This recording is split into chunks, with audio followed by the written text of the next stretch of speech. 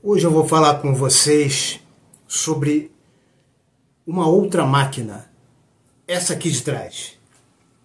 O time campeão do campeonato mais difícil de todos os tempos, o brasileiro de 1970, chamado Taça de Prata.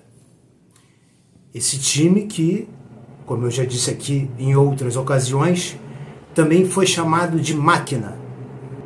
Depois esse apelido foi caindo em desuso na torcida do Fluminense e ressuscitou novamente com a famosa máquina, a mais famosa, de Rivelino e Paulo César Caju, a máquina de 75, 76 e, segundo eu acredito, 77 também, apesar dela não ter levantado nenhum título aqui no Brasil em 77. Mas vamos à máquina de 70, que não era exatamente uma máquina só do campeonato brasileiro mais difícil de todos os tempos.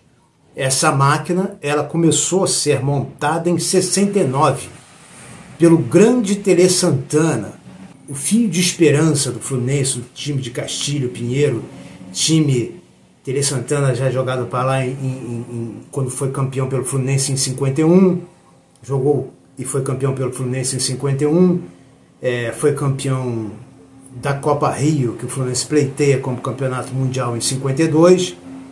Então o Tele ele é um patrimônio do Fluminense, um dos jogadores que mais vestiu a camisa do Fluminense, além de ser um craque de bola no real sentido da palavra, né? Craque de bola mesmo, que o Tele Santana era.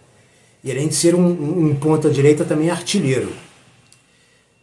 O Tele depois teve uma carreira brilhante como treinador, uma coisa assim que o seu primeiro título de maior expressão foi justamente montando essa máquina campeã carioca em 69. Então, esse time aí, em 69, ele começou com o Tele Santana, que começou a armar esse time, que foi campeão da Taça Guanabara em 69, campeão carioca em 69, campeão da Taça de Prata em 70, campeão da Taça Guanabara em 71 e campeão carioca em 71. Portanto, em 3 anos, foram 5 títulos, 2 cariocas, 2 Taças Guanabaras e a Taça de Prata. Os mais jovens devem estar se perguntando, mas Taça Guanabara? Sim, porque a Taça Guanabara, que foi criada em 1965, até 1972, ela era um campeonato à parte, aqui na então Guanabara. O campeão da Taça Guanabara não tinha nada a ver com o campeão carioca. Por exemplo, em 1969, o Fluminense foi campeão da Taça Guanabara, levantou um caneco, aquilo ali era uma honra para todo mundo. Depois o Fluminense foi campeão carioca, fazendo mais pontos ao longo de 2 turnos. Assim foi o campeonato carioca de 1969. Então, quando no meu outro vídeo sobre a máquina, eu disse quão feliz ficou o Rivelino quando foi campeão da Taça Guanabara em 75, mesmo assim o Rivelino ganhou um simples primeiro turno que se chamava Taça Guanabara. O Rivelino chorou copiosamente, porque ele nunca tinha sido campeão em anos e anos de Corinthians. Ele foi campeão na Copa de 70 pela seleção brasileira e depois campeão aqui da Guanabara, gol dele de falta contra o América na prorrogação. Então, para vocês terem uma dimensão do que era uma Taça Guanabara, os mais jovens, é claro, não é? E uma dimensão também que eu acho que eu já exacerbei, já explanei bastante sobre a dimensão do campeonato carioca nos anos 70 e 80. Esse time, então, portanto, foi campeão de 5 campeonatos importantíssimos e com muito peso aqui no Brasil, e por isso que ele foi apelidado de Máquina Tricolor. Inclusive, na Europa, esse time é conhecido assim principalmente entre os portugueses e franceses. Em 1969, o Fluminense levou no jogo decisivo contra o Flamengo, onde o Fluminense venceu por 3-2 e o último gol foi do Flávio. Fluminense e Flamengo fizeram o penúltimo jogo do campeonato carioca, que foi uma decisão, já que depois o Fluminense teve um jogo com o Botafogo, mas o Fluminense já era campeão em cima do Flamengo. Então foi um jogo muito tenso, muito difícil, muito equilibrado. Mais de 100 mil pessoas compareceram àquele jogo e o Fluminense venceu por 3-2, sagrando-se por antecipação campeão carioca de 1969 com o técnico Tele Santana. E o Fluminense jogou aquele jogo com a seguinte escalação: Félix, Oliveira, Galhardo, Assis e Marco Antônio, Denilson e Lulinha, depois Samarone, Wilton, Flávio, Cláudio e Lula, depois Gilson Nunes. Bom, com o gol de Flávio aos 34 minutos do segundo tempo, o Fluminense sagrou-se campeão carioca de 1969 por antecipação. Esse torneio se chamou Taça de Prata porque a Taça Jules Rimet, o tri do México, era a Taça de Ouro. E por isso ele se chamou Taça de Prata, e também porque todos os jogadores campeões no México, em 70, estavam jogando aqui no Brasil. Então foi um torneio muito importante e diferenciado, sendo que as equipes eram fortíssimas, né? Era o Santos de Pelé, era o Cruzeiro de Tostão, era o Corinthians com o Rivelino, era o Botafogo, era a Academia, né, do Palmeiras, de Ademir da Guia e companhia. Então o Fluminense ele conquistou assim, como patinho feio. Entrou nesse campeonato, nem um pouco favorito, mas foi comendo o mingau pelas beiradas e chegou lá. O Flávio era assim um grande artilheiro. Se ele fez mais de 1000 gols na carreira, em um ano e meio, em um ano e meio jogando no Fluminense, de 69 a 71, antes de completar 2 anos, o Flávio já tinha 84 gols pelo Fluminense. Algo parecido com o que o Cano fez, não é? O Cano fez 44 gols em 2022 e 40 gols em 2023. Então, para vocês terem uma noção, só que o Flávio fez gol a vida inteira. O Cano só danou a fazer gol aqui no Fluminense. O Flávio fez mais de 1000 gols na carreira. Ele veio do Corinthians para o Fluminense. Ele disputou um campeonato paulista pelo Corinthians, onde foi artilheiro, não campeão, mas artilheiro do Paulistão, lá, fazendo mais gols do que Pelé. É um jogador que, se tivesse ficado a vida inteira no Fluminense, certamente teria feito mais gols do que o próprio Valdo, que era 10 anos mais velho do que ele, né? E o Flávio, reza a lenda, não é?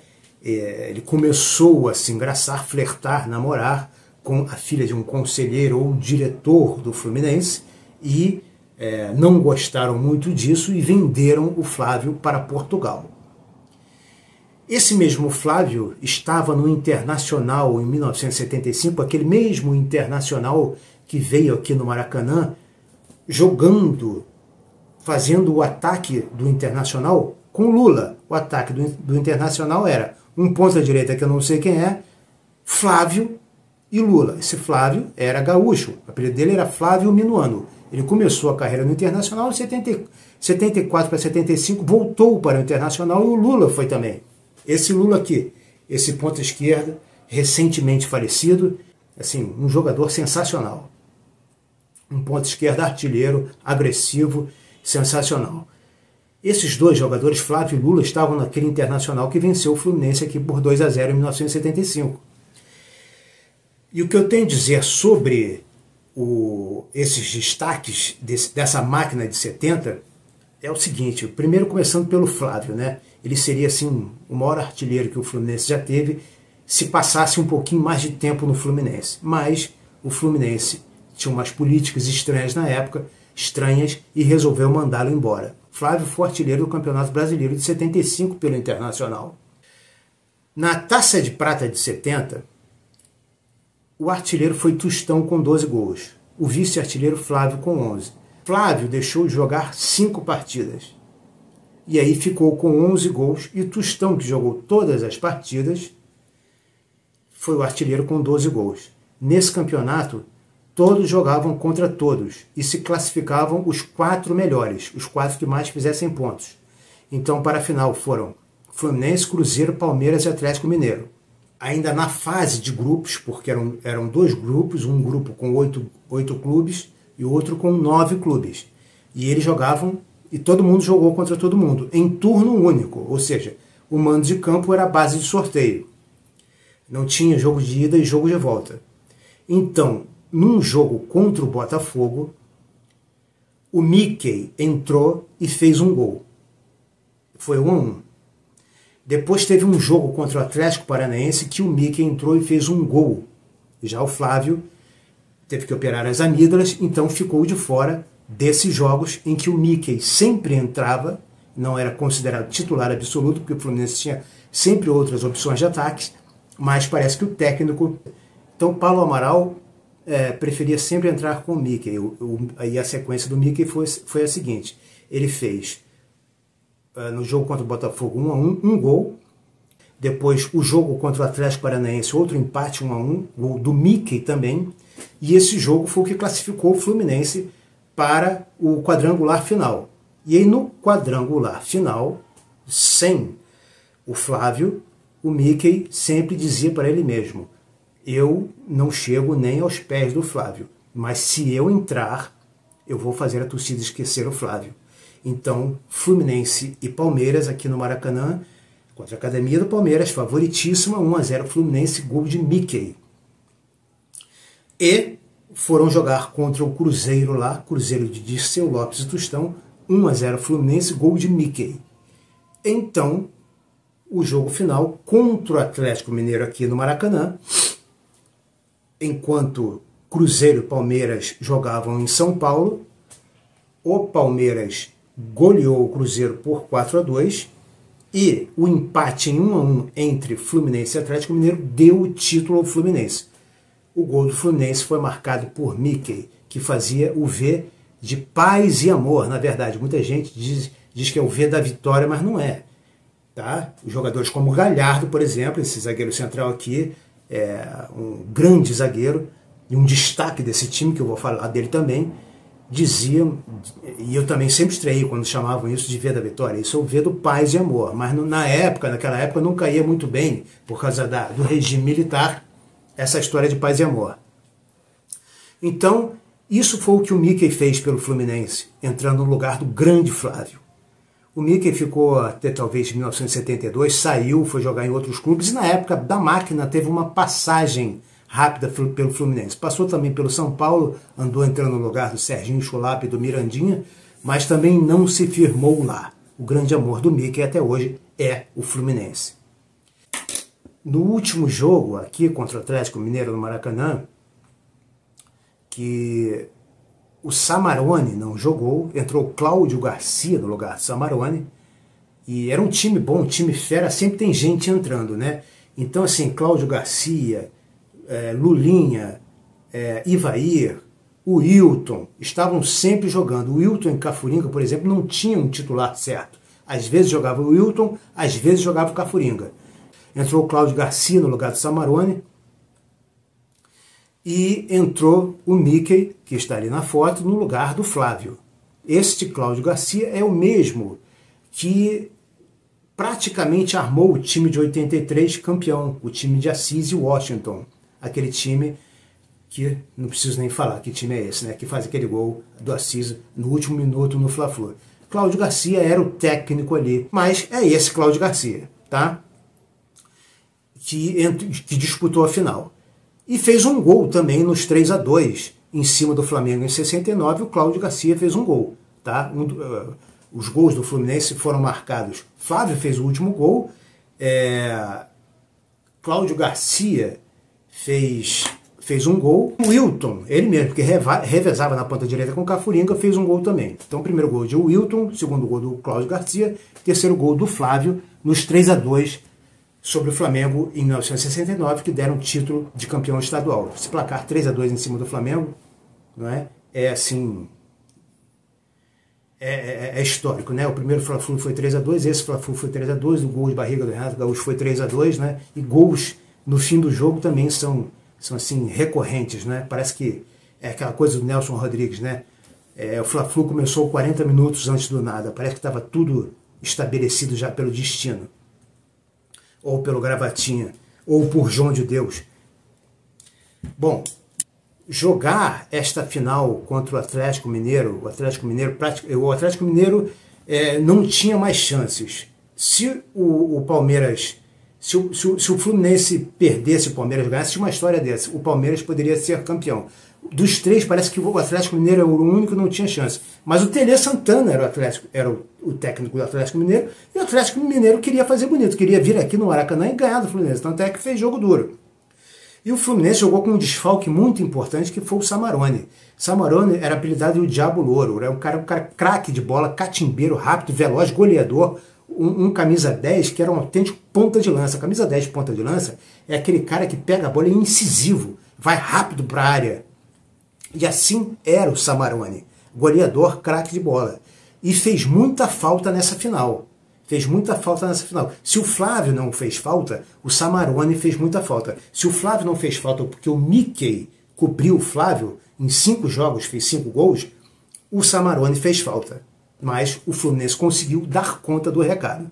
Então, para quem não conhece Samarone, esse é o Samarone. Esse cara aqui dessa foto era o 10 do Fluminense, cracaço de bola. Que assim são alguns jogadores que desaparecem do futebol brasileiro, desaparecem do Fluminense, e eu realmente não consigo entender o motivo. Ivair também era um atacante que vivia entrando, assim como o Wilton, e eram muito importantes, mas no ataque o mais folclórico era o Cafuringa. Cafuringa dizem que é o jogador que sucedeu o Garrincha, guardadas as devidas proporções, não é? Então existem muitas histórias sobre o Cafuringa. Era um ponteiro realmente que, naquele tira-teima que o Fluminense se diz, né, e eu gosto de dizer também que foi campeão mundial em cima do Bayern de Munique em 1975, o Búfalo Gil estava com o dedo do pé quebrado e o Cafuringa entrou no lugar dele e deu um baile ali, jogou pra caramba, né, mas perdeu um gol feito em frente ao Sepp Maier por causa da mania dos dribles excessivos dele. Dizem que o Cafuringa ficava driblando e inventando dribles, que ele tinha um drible, por exemplo, chamado drible da flor. Bom, esse era o Cafuringa. E assim, um outro jogador espetacular desse time do Fluminense era o Denilson, apelidado, não sei se pelo Nelson Rodrigues, não tenho certeza, de Rei Zulu. Eu sei que o Nelson Rodrigues, nas crônicas da Manchete Esportiva, chamava o nosso Didi, técnico da máquina de 75, de Príncipe Etíope, mas não sei se Rei Zulu foi colocado pelo Nelson Rodrigues. Esse Denilson aqui era um cracaço de bola, muito raçudo, um cabeça de área que era raçudo demais e sabia sair jogando, e chegou a jogar na seleção brasileira. Então ele permaneceu no Fluminense, ele não saiu, começou mais ou menos em 69, não sei realmente se ele fez parte do time do Fluminense antes de 69, mas em 69 ele estava já no Fluminense, nessa campanha toda, 69, 70, 71, continuou no Fluminense.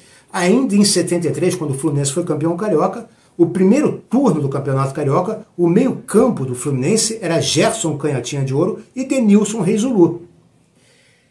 O técnico Duque preferiu fazer um segundo turno, se eu não me engano, se eu não estiver trocando as bolas, barrando Gerson, que estava contundindo Zulu, um meio-campo com mais velocidade, com Pintinho e Kleber. Mas, para todos os efeitos, eu estou dizendo a vocês, jovens que não conhecem, quem foi Denilson Rei Zulu e a carreira dele, até que enfim algum jogador que dura mais um pouco no Fluminense, que vai até 73, não é? Como a defesa praticamente toda, não é? Félix, Oliveira não, mas entra o Tuninho, que já fazia parte desse time, e no último jogo contra o Atlético Mineiro, Tuninho Baiano entrou no lugar do Marco Antônio, que foi tri junto com o Félix na seleção de 70. Então, a defesa do Fluminense com Félix, Oliveira, entra Toninho, sai Galhardo, entra Silveira, Assis, Xerife e Marco Antônio. Essa defesa foi até a máquina de 75, tá? Então, acho isso legal no Fluminense, manter esses jogadores. Infelizmente, o grande craque dessa defesa, no meu modo de ver, um zagueiraço, e ainda era um zagueiro galã, raçudo, xerife e craque de bola que sabia sair jogando, tipo Nino, tipo Edinho, tipo Ricardo Gomes, era o Galhardo. E o Galhardo, que tem histórias curiosas com o Cafuringa, infelizmente teve a sua carreira abreviada em 1971 por uma torção no joelho tipo essa que o Lelê teve agora, e a operação que ele fez com o médico parece que não deu muito certo e ele não conseguiu voltar a jogar futebol. No Fluminense ele não se firmou mais. Tele Santana era amigo dele, daquele time de 69, quis levá-lo para o Atlético Mineiro e ele falou que não dava mais para ele, que tinham detonado o joelho dele. O Galhardo contava uma história com o Cafuringa que era o seguinte: o Cafuringa, num Fluminense Vasco, ficava fazendo palhaçada com a bola lá na frente e o Flávio chegando na bola, chegando na área para esperar o cruzamento, e o Cafuringa nunca cruzava. Umas 5 vezes, lá para as tantas, o Galhardo chamou a atenção do Cafuringa e o Cafuringa deu uma respostinha atravessada. No vestiário, o próprio Galhardo conta isso, deu um soco na boca do estômago, no fígado do Cafuringa. O Cafuringa riu, eles ficavam conversando, o Galhardo virou e falou: meu filho, eu tenho prestações do meu apartamento para pagar, eu tenho família para sustentar, eu quero muito o bicho, que é a premiação dessa vitória sobre o Vasco. Você vai ficar de palhaçada ou vai jogar sério? O Cafuringa, o Paulo Amaral, que também era brabo pra caramba, foi o técnico desse time aqui, tá? Era um preparador físico que assumiu o time do Fluminense no lugar do Tele Santana, chegou, perguntou o que houve, não houve nada, né? Não houve nada. Voltaram, o Cafuringa fez um lançamento, se eu não me engano o Flávio fez o gol, o Fluminense venceu o jogo, e aí no vestiário, quando o Cafuringa foi abraçar o Galhardo deu outro soco no fígado dele, para ele aprender o que é bom para tosse e nunca mais fazer palhaçada. Grande Galhardo, grande Galhardo. Então esse time do Fluminense com Félix Oliveira, Galhardo, Assis e Marco Antônio, Denilson Rezulur e Didi, Cafuringa, Mickey ou Flávio e Lula, técnico Paulo Amaral, esse time foi o time campeão do Campeonato Brasileiro mais difícil de todos os tempos, apelidado a Máquina. Esse time formado pelo Tele em 69. Tinha uns caras também que entravam feras, mas na Taça de Prata quem fez a festa foi o Mickey. Com a contusão do Galhardo, em 71, Silveira entrou no time e Toninho Baiano ganhou a vaga do Oliveira, e essa defesa que está aqui atrás passou a ser Félix, campeão no México em 1970, Toninho, Silveira, Assis e Marco Antônio, que está ali na foto também, que para mim nunca deveria ter saído do Fluminense, nunca deveria ter ido para o Vasco. E essa é a história da primeira máquina do Fluminense, o time campeão da Taça de Prata de 1970, que fez uma campanha primorosa, maravilhosa, num campeonato que tinha nada mais, nada menos do que o Santos de Pelé como favoritos, ou Cruzeiro de Tostão e de Dirceu Lopes, ou o Palmeiras, a Academia de Ademir da Guia. O nosso Flusão foi lá e papou essa, e teve 5 títulos em 3 anos. Deixem aqui seus comentários se vocês sabem de mais algum detalhe sobre essa máquina de 70, sobre esse time que não é só a máquina de 70, mas a máquina de 69, 70 e 71. Obrigado por terem assistido o vídeo até aqui. Saudações tricolores e até o próximo vídeo.